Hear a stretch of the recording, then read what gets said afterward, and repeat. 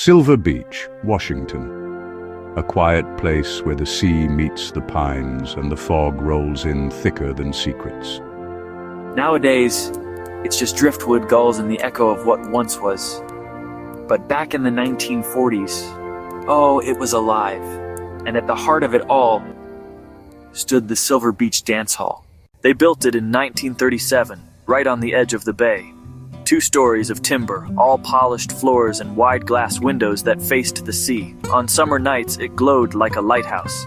They said you could hear the music across the water. Trumpets, laughter, high heels tapping in time to swing beats that could chase away any sorrow. The Silver Beach Dance Hall wasn't just a building, it was the soul of the town. Sailors, lumbermen, farm girls, and city slickers all came for one thing: to dance till the fog rolled in.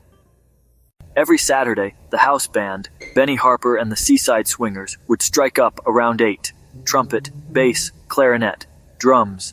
And by 10 o'clock, that dance floor was packed shoulder to shoulder, the scent of salt air and perfume mixing with cigarette smoke and cheap whiskey. But one night, one long, fog-heavy night in August of 1947, the music took on a different rhythm. And it never stopped.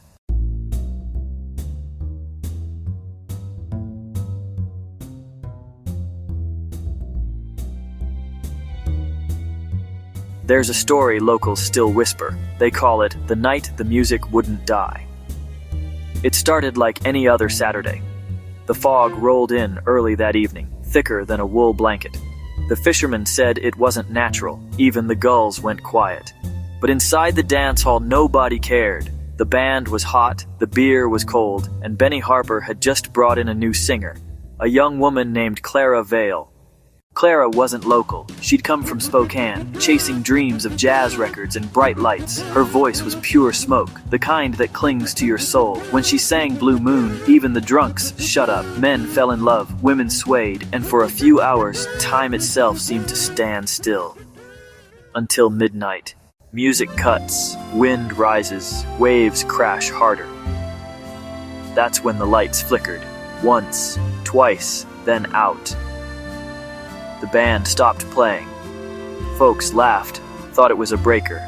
Then someone screamed. A man at the bar said he saw something through the big windows.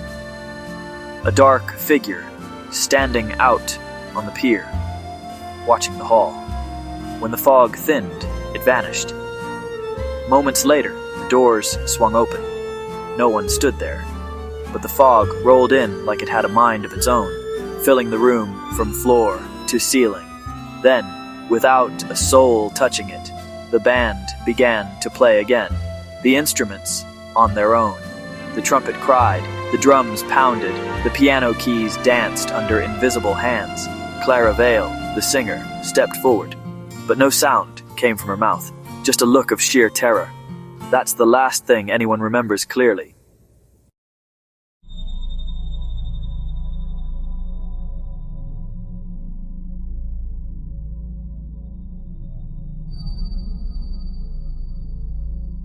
By morning, the fog lifted. The hall was silent. 27 people were gone. The sheriff found only footprints circling the dance floor, hundreds of them, all barefoot. The instruments still sat on stage. The record player in the corner spun a blank disc, scratching over and over. And, out on the beach, the sea had washed something strange ashore. A woman's red dress shoe, soaked and torn, with the name Clara Vale written inside. The coroner's report said the tides must have taken them, but no bodies ever washed up, not one.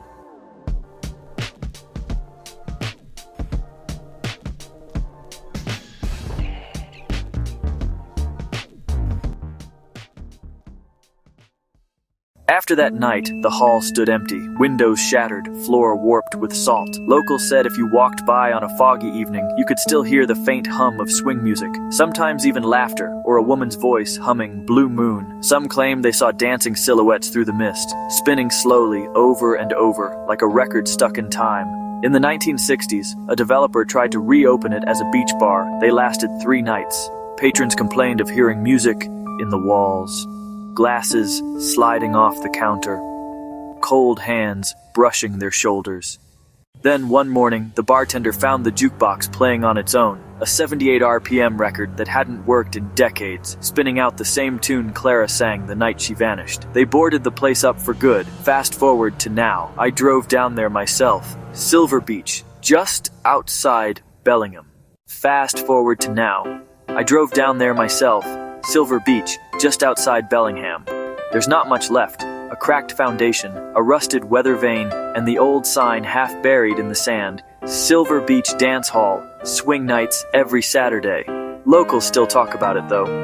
Old-timers at the diner say if the fog rolls in just right and the tide's low, you can still hear music coming from nowhere. One fisherman I met, name was Dale, told me he heard a trumpet playing just after midnight last summer. He said it wasn't coming from the shore. It was coming from under the water. He swore he saw the outline of the hall reflected in the fog. Lights glowing, music drifting, people dancing inside like it was 1947 again.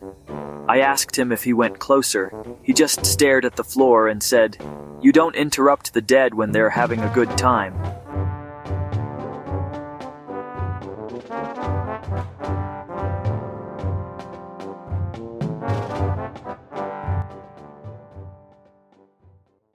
Every town's got its ghost stories, but Silver Beach, it's got a symphony of them. Some say the fog itself is the spirit of that night, the souls of those dancers, caught forever between the living and the tide. Others say Clara's still singing, her voice trapped in the sea mist, calling to anyone foolish enough to listen. And maybe that's the truth of it. Maybe when the fog rolls in thick and the moon hides her face, the Silver Beach Dance Hall still opens its doors. Just not for the living. So if you ever find yourself on the Washington coast and you hear a faint jazz tune drifting through the fog, don't follow it, don't dance, don't even look back, because once the music starts, it never stops.